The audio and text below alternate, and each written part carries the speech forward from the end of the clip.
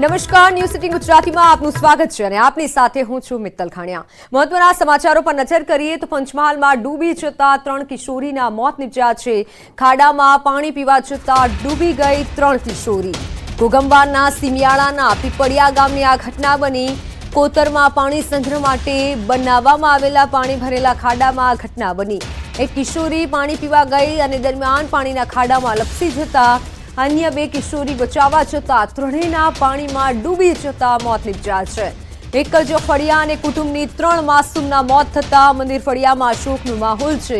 आजूबाजूना खेतरोमां काम करता लोकोने जाण थता डूबी गयेली किशोरीओने बहार काढवामां आवी। पंचमहालमां खूब करुण घटना बनी। पाणी पीवा जता 3 किशोरीना मौत निपज्या छे। घोगंबाना सिमियाळाना पीपळिया गामनी आ घटना।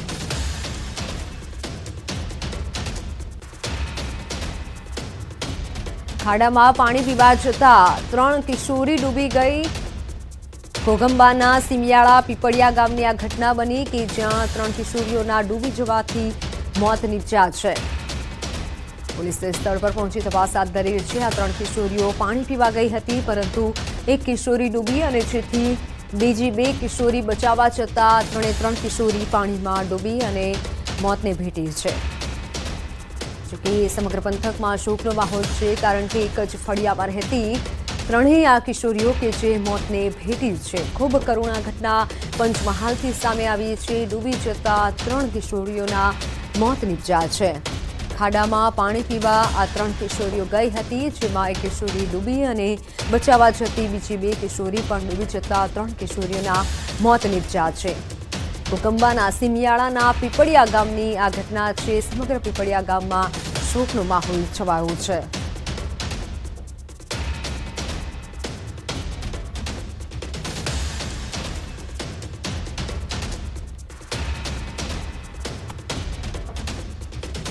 તો વાત હવે ગુજરાતમાં પહોંચેલા ચોમાસાની।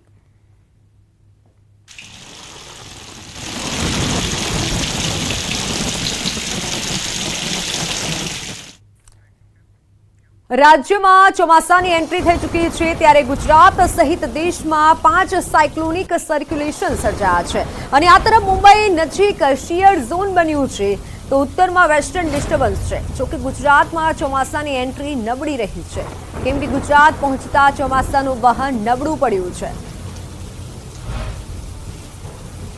ફોનલાઈન પર સંવાદદાતા વિભુ જોડાઈ ચૂક્યા છે। વિભુ, ચોમાસું કેટલે પહોંચ્યું?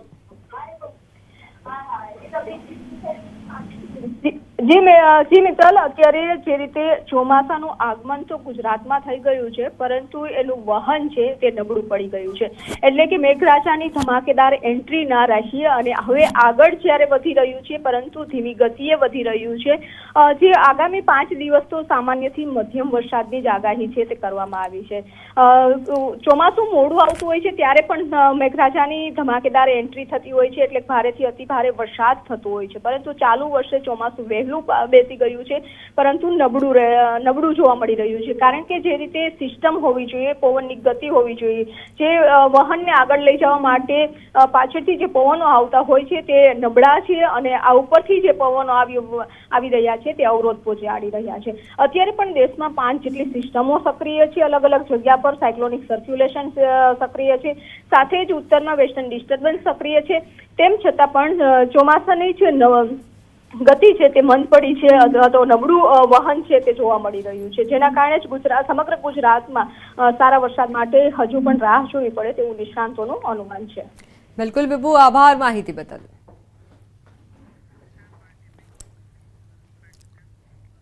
તો રાજ્યના પાડોશમાં આવેલા સંઘ પ્રદેશ દમણના વાતાવરણમાં પલટો આવ્યો હતો।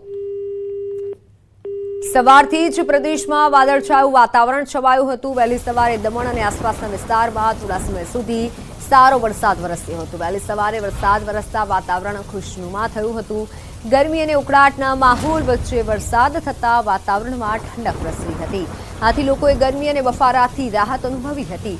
હવામાન વિભાગે આગામી સમયમાં દમણની સાથે વલસાડ જિલ્લામાં પણ વરસાદની આગાહી કરી છે। તો સવારથી દમણના વાતાવરણમાં પલટો આવ્યો છે। કેટલાક વિસ્તારોમાં ધીમી ધારે વરસાદી ઝાપટા પડ્યા હતા। દ્રશ્યો સામે આવ્યા છે દમણના કે જ્યાં વાતાવરણ પલટાયું છે. જોકે હવામાન વિભાગની આગાહી હતી અને આગાહી પ્રમાણે વરસાદ વરસ્યો છે.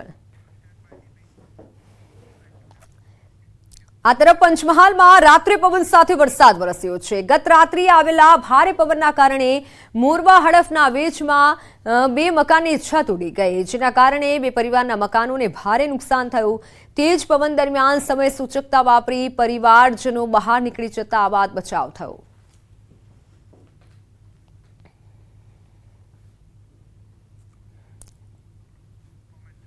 પવન સાથે વરસાદના દ્રશ્યો સર્જાયા હતા. 2 પવનની છત ઉડી ગઈ હતી. પવન આવતા જ પવન સાથે વરસાદથી મકાનને પણ નુકસાન પહોંચ્યું છે. હવામાન વિભાગની આગાહી પ્રમાણે વરસાદ વરસ્યો છે.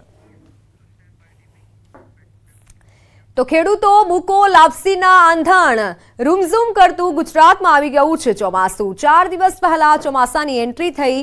આગામી 5 દિવસ રહેશે વરસાદી માહોલ.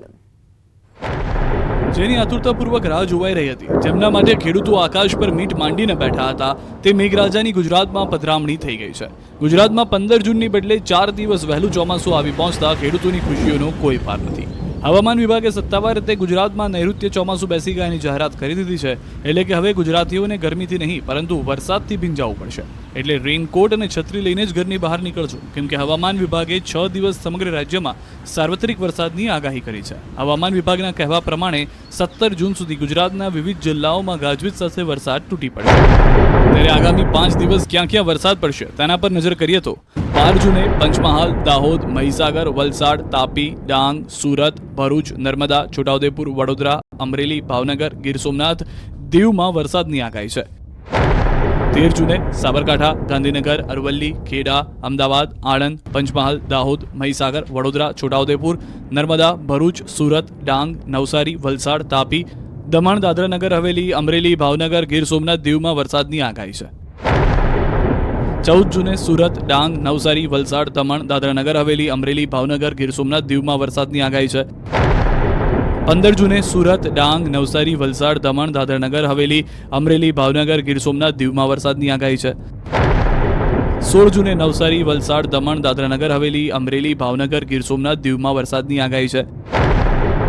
17 જૂને નવસારી, વલસાડ, દમણ, દાદરા નગર હવેલી, અમરેલી, ભાવનગર, ગીર સોમનાથ અને દીવમાં વરસાદ વરસી શકે છે. South west monsoon south Gujarat के में प्रवेश कर गया है नवसारी तक.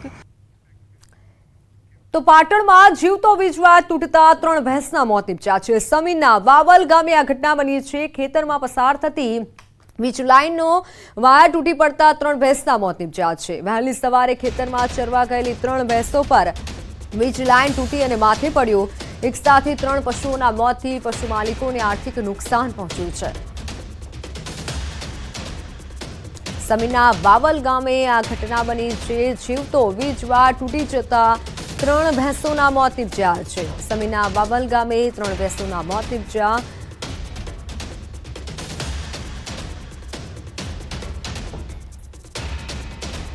છોટાઉદેપુરમાં એમજીવીસીએલની ઘોર બેદરકારીના કારણે યુવકનું મોત થયું છે. ઘટના રોજકુવા ગામના ઢેબર ફળિયાની છે કે જ્યાં યુવક ઘરના વાડામાં ખાટલો ઢાળી સૂતો હતો. અચાનક જ જીવતો વીજવાળ તેના પર પડ્યો. યુવકને ભયંકર કરંટ લાગતા તાત્કાલિક હોસ્પિટલ પહોંચાડાયો, જ્યાં ડોક્ટરોએ તેને મૃત જાહેર કર્યું હતું. પરિવાર તેમજ ગ્રામજનોએ જવાબદાર વીજ અધિકારીઓ સામે કાર્યવાહી કરવાની માંગ કરી છે. ઘટનાની જાણ થતાં વીજ કંપનીએ તાત્કાલિક વીજ પુરવઠો બંધ કર્યો હતો.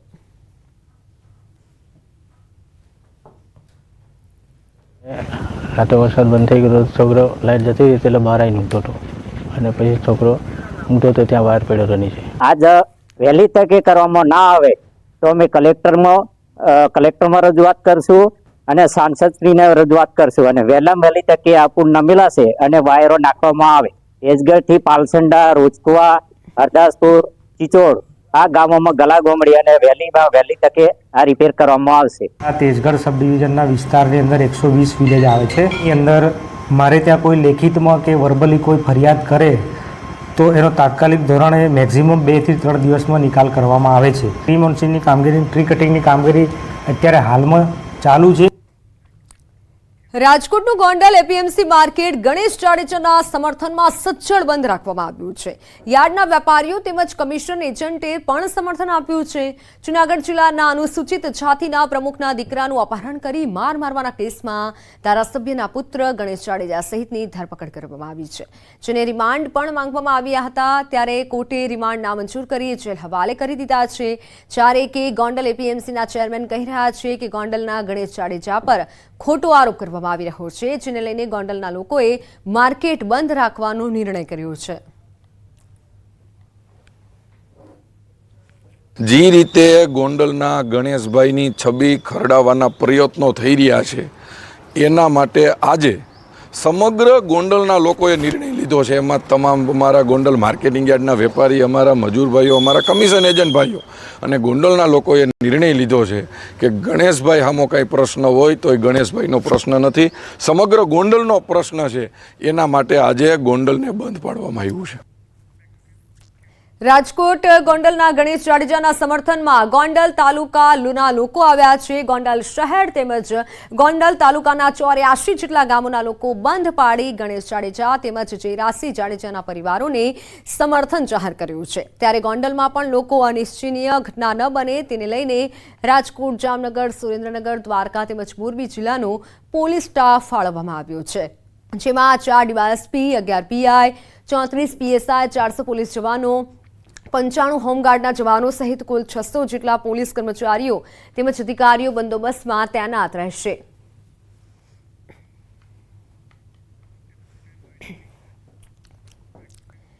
તો ગીર સોમનાથમાં તંત્રની ઘોર બેદરકારી સામે આવી છે. વીજ પોલ વચ્ચે જ રસ્તો બનાવી દીધો.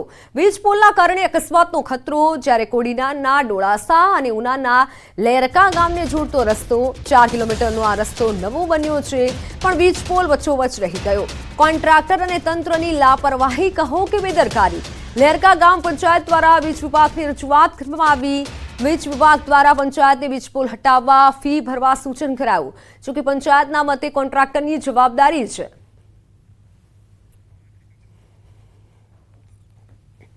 તંત્રની આ ઘોર બેદરકારી છે. ગીર સોમનાથની આ ઘટના. વીજ પોલ વચ્ચે જ રસ્તો તો બનાવી દીધો પરંતુ વીજ પોલ હટાવવાનો ભૂલી ગયા. અકસ્માતનો ખતરો વધ્યો છે. ગામ લોકો માંગ કરી રહ્યા છે કે આ વીજ પોલને હટાવવામાં આવે. રસ્તા પર વીજ પોલ તંત્રએ બુદ્ધિનું પ્રદર્શન કર્યું છે, કારણ કે રસ્તાની વચ્ચોવચ્ચે જ આ રીતે વીજ પોલ રાખી દેવામાં આવ્યો છે. રોડ તો બની ગયો છે પરંતુ વીજ પોલને નથી હટાવવામાં આવ્યો. તંત્રની આ ઘોર બેદરકારી કહી શકાય, કારણ કે કોઈ અનિચ્છનીય ઘટના બને તો પછી જવાબદાર કોણ? ગામ લોકો પણ માંગ કરી રહ્યા છે કે આ વીજ પોલને હટાવવામાં આવે. જોકે પંચાયતના મતે તો કોન્ટ્રાક્ટરની જવાબદારી છે.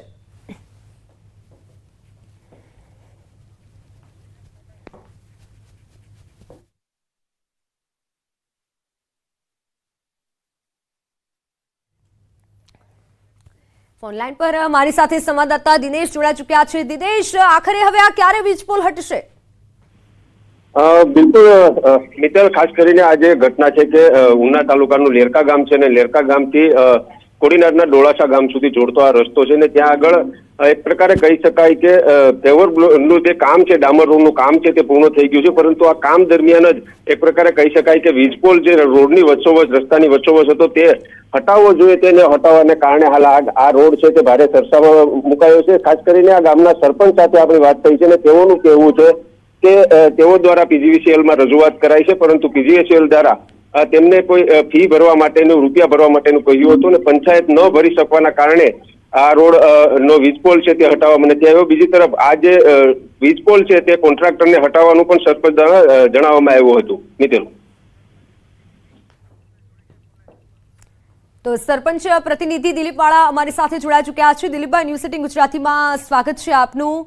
આપ પણ જોઈ રહ્યા છો કે આ કેટલી ગંભીર બેદરકારી કહી શકાય? હા મેડમ. તો આપને શું જાણ મળી છે કે ક્યારે હટાવવામાં આવશે? અત્યારે ટીમ આવી છે અને કામ ચાલુ છે.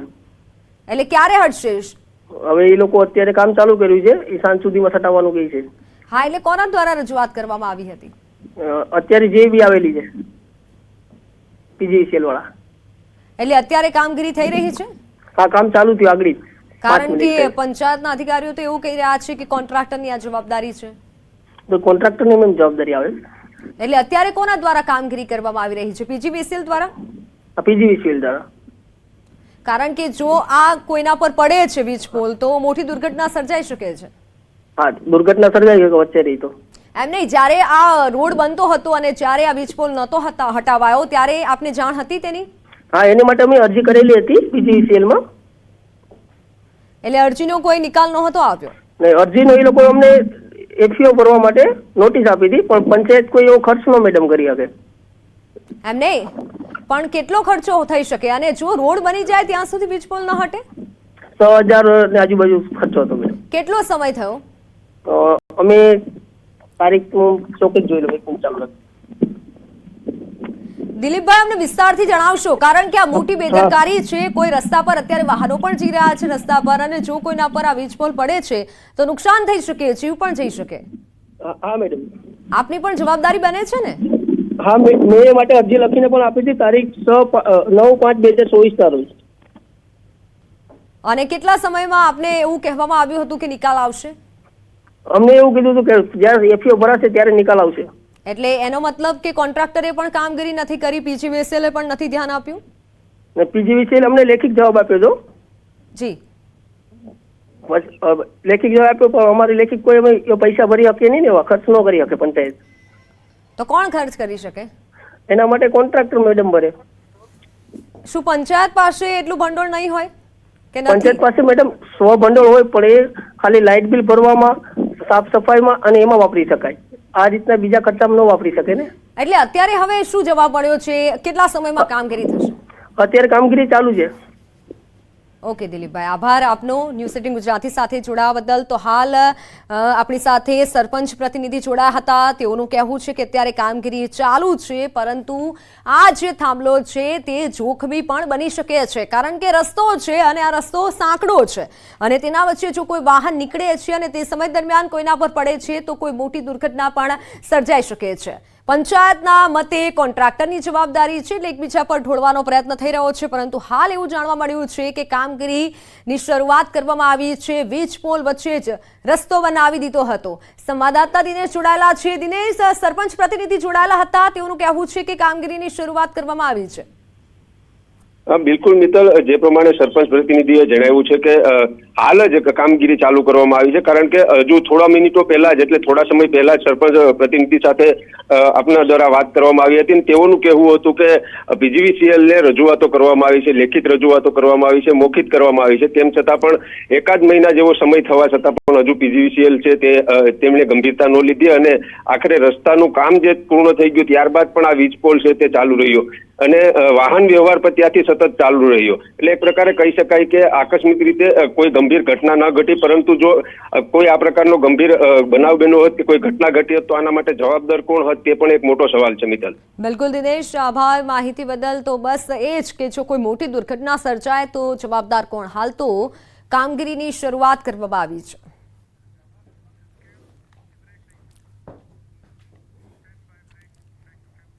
હાલ સમાચારોમાં સમય થયો છે વિરામનો.